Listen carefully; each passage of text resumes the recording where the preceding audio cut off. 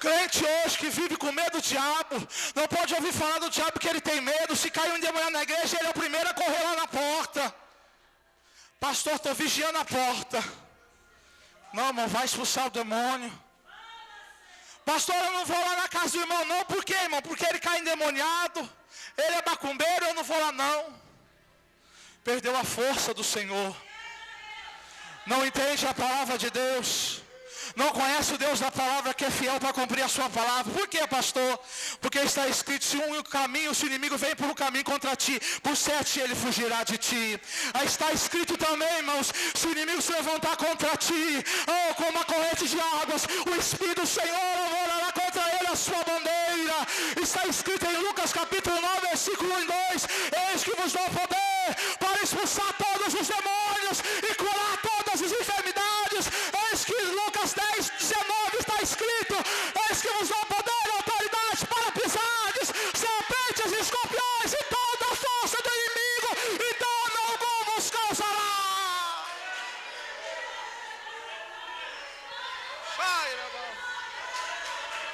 Deixa o Espírito Santo passar aqui esta noite, que ele está passando e curando. Receba a cura hoje, agora, a cura da tua alma. Deixa Deus te fortalecer esta noite. Deixa de você ser um crente fraco e só toma forte na presença do Senhor.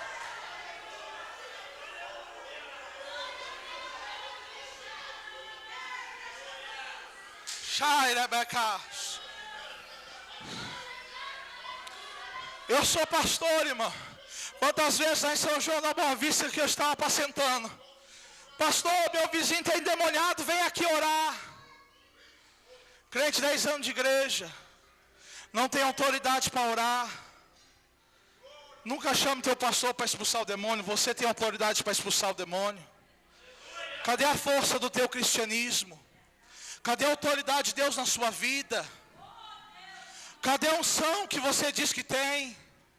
Na igreja eu sou cheio do Espírito Santo. E lá fora, quando você depara com o inimigo, o que você faz? Corre, não, enfrenta. Sai demônio em nome de Jesus. Olha para o teu marido, se estiver drogado, cachaceiro, olha para ele e diz assim: espírito do álcool, espírito da cachaça, espírito das drogas, sai da vida dele agora em nome de Jesus. Cadê a autoridade? Se olhar na tua geladeira só tem água, olha para ele e diz assim: espírito de miséria, sai daí agora em nome de Jesus, expulsa. Tu tem autoridade para mover o sobrenatural. Elas eram treinadas até o último, irmão. Elas eram provadas até o último limite da resistência. E Deus tem que provar você para ver até onde você é capaz de suportar. Por quê, pastor? Todos aqui têm promessa, não temos? Alguém tem uma promessa pequenininha? Quem tem promessa pequena aqui? Quem Deus tem uma obra pequena? Todo mundo. Quem tem obra grande aqui? Deus na vida tem?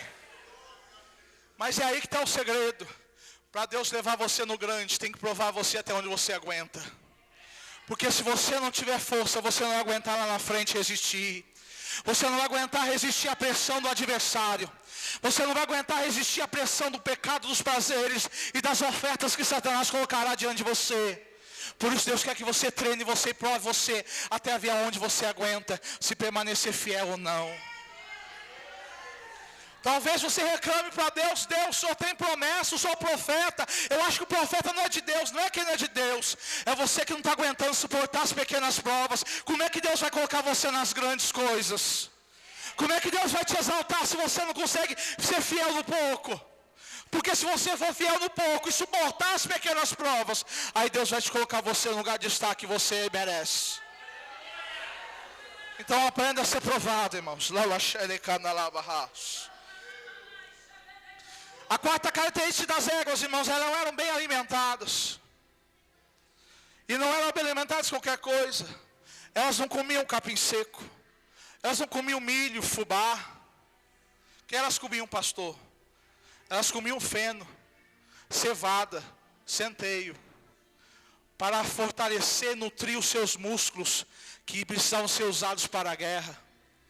Elas não comiam como os outros animais no pasto, a hora que queriam, da maneira que queriam. Tinha hora para comer, tinha hora para treinar. Essas éguas, irmãos, eram tão especiais, que eles não davam aquilo que era saboroso, eles davam aquilo que era proveitoso, aquilo que fazia bem para o seu corpo. E nós comparamos assim a igreja do Senhor. A igreja onde a obra de Deus tem o Espírito Santo, não come capim seco, não come qualquer coisa, só come o maná que vem do céu. Só come a gostosura das codornas que Deus envia. Arabaxada cai. Nós não ficamos comendo só barulho, reteté, não, irmãos. Revelação é profecia. Nós comemos reteté, profecia, revelação, palavra, unção, autoridade, vida santificada, caráter de Cristo, Espírito Santo na alma. Jesus diz: nem só de pão verá o homem, mas de toda a palavra que vem da boca de Deus. A Bíblia diz em Mateus 22, 29, errais por não conhecer as Escrituras e nem o poder de Deus.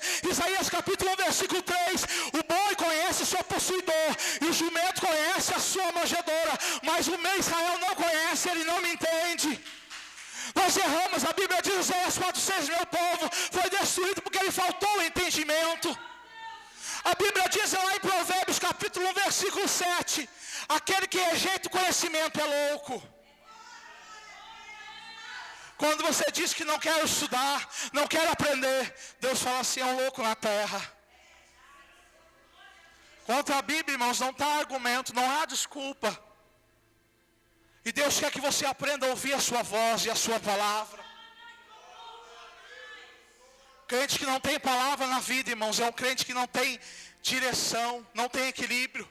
Um dia ele dá glória na igreja, outro dia ele chora e murmura.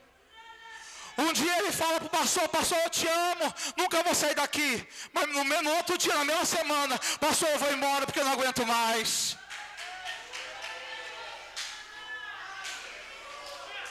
Num dia ele chora e diz que culto maravilhoso. No outro dia ele diz que culto está frio e não tem a graça de Deus. Não tem equilíbrio, irmãos. Porque o culto não é o pastor que faz, é você que dá a Deus. E conforme você oferta o culto a Deus, é onde Deus recebe e manifesta a glória na tua vida. Ai, xenebecada labacada.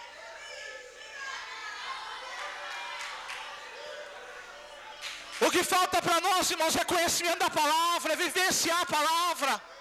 Porque quem se alimenta da palavra tem força.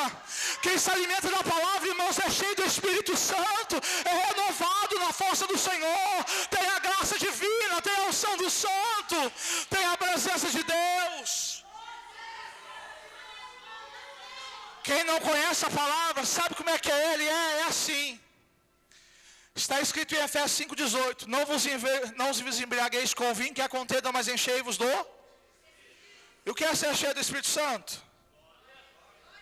Falar língua estranha, oh glória. Profetizar, sapatear no mistério. O que é ser cheio do Espírito Santo?